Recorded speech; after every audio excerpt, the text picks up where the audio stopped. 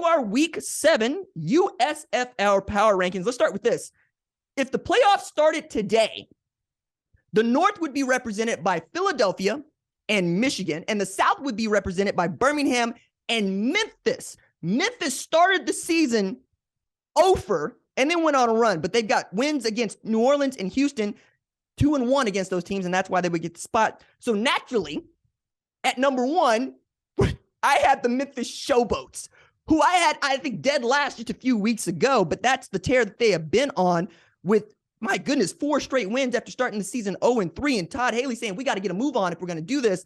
They beat Houston 23-20 at Simmons Bank Liberty Stadium, and Derek Dillon is becoming a star for them. It's another dude that is breaking out when they need him to break out. 64-yard break tackle, yak attack for the game-winning score to put them on the good foot, and I think you got to go with the team that's charging. If Al Capone's whoop that trick came on, you would understand because they actually did play that at the stadium.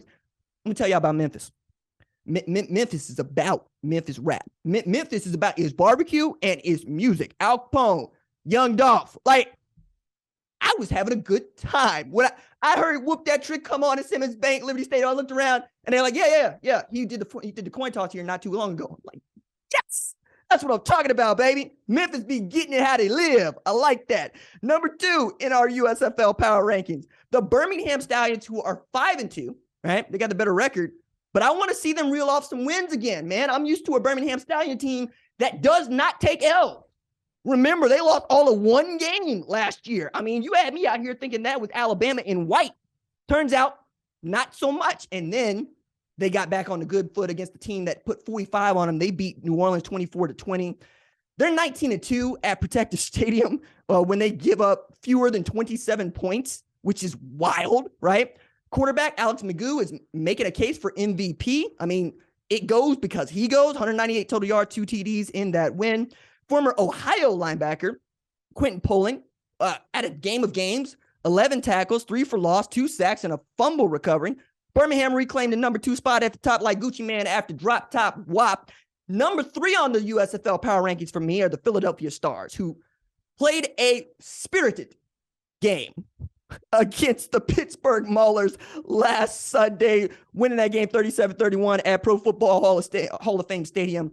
Life is good for the Stars. Like quarterback Case Cookis, figuring out. I got a Biletnikoff Award winner out there in Corey Coleman, and I'm going to throw him the ball. Had the longest play of the season when they connected for a 56-yard TD that led to Philly getting that game-winning 37-31 TD against Pittsburgh last Saturday. Cookis, 18-30 for 235, 2 TDs. I mean, I'm here for it. Now, I also need to say there has not been a USFL championship that has not had the Philadelphia Stars in it.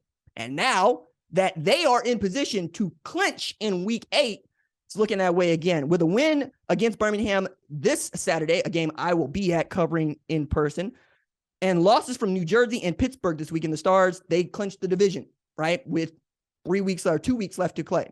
Number 4 on the list, New Orleans Breakers. They fall to 4-3 after a 4-0 start. They have done the opposite of what the Memphis Showboats have done. They lost 24-20 to Birmingham in a game that was more about officiating than I think Mike Pereira would like it to be about officiating. Like, I remember them moving the football 4 times during the last 2 minutes of the game, trying to figure out what the spot was and what the penalties were. Just not a great look. But the Breakers have gone from big timers to a team struggling to get their roll on. Perhaps they can get it back against Michigan at 4 p.m. Eastern Standard Time at Protective Stadium. I will also be covering that game. Number 5 on the list, Houston Gamblers at 4-3 after really having a really great stretch of football. And they didn't play bad football against Memphis in their 23-20 loss, despite Kenji Bahar having 216 pass yards and Mark Thompson stretching his league-leading rushing TD lead to 11. They gave up a 16-6 lead in the fourth quarter and got beat by a Memphis team that found its playmaker in Derek Dillon. And I think that's going to have a lot to say about who the Showboats are. And frankly, does not look bad for the Gamblers. They're still playing pretty good football. Number 6, the Michigan Panthers. Michigan beat New Jersey 25-22 at Pro Football Hall of Fame Stadium. Panthers punch back like Motor City Cobra at the Kronk, adopting the city's ethos. Detroit versus everybody. If you don't know what I'm talking about, just go look that song up. It's got Big Sean. It's got Royce the 5'9", and it's even got some Eminem for y'all that get down with the Marshall Mathers LP. I just can't, The Marshall Mathers LP is great. It's whatever this new one is that I got a problem with. With a real Slim Shady, please stand up. That's me. Okay, the way I am. That's me. So I got to take it back like 20 years. I don't have to take it back that far from Michigan to get a win, though. I mean, 5-catch, 121-yard performance for Joe Walker, an 81-yard rushing performance for Reggie Corbin, and then a 97-yard kick return for TD from Caden Davis. I don't know if you've been paying attention, because I've been paying attention, because I've literally watched every single USFL game that has been played since its return in 2022. It's a lot of football. There are kick returns for TDs in this league. Like, I'm playing Madden. Like years ago when Dante Hall was putting everybody on skates. I am here for this. I love these kickoff rules, and I love that dudes get an opportunity to return it. And I love even more that it doesn't matter if your feet are near the touchline. If you can catch it and you go, you be Derek Dillon. You can go be a superhero, baby. 109-yard return on a missed field goal.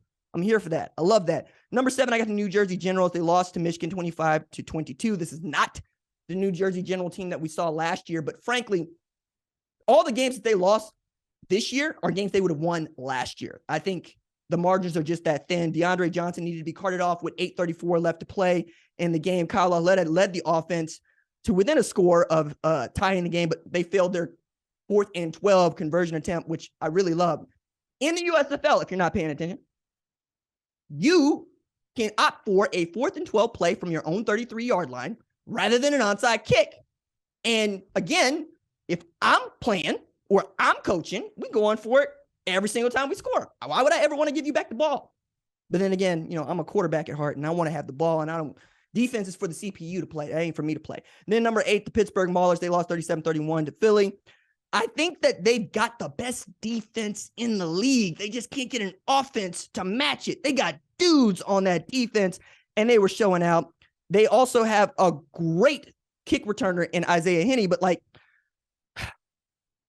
the Maulers are putting people into a space where we're going to have to start saying nice things about Frick Park Market, where we're going to have to start saying nice things about Blue Side Park, and we're going to have to start saying nice things about how everybody wants to put Heinz on whatever it is that they're trying to eat out there. We're going to start fighting about whether it's Carnegie or Carnegie.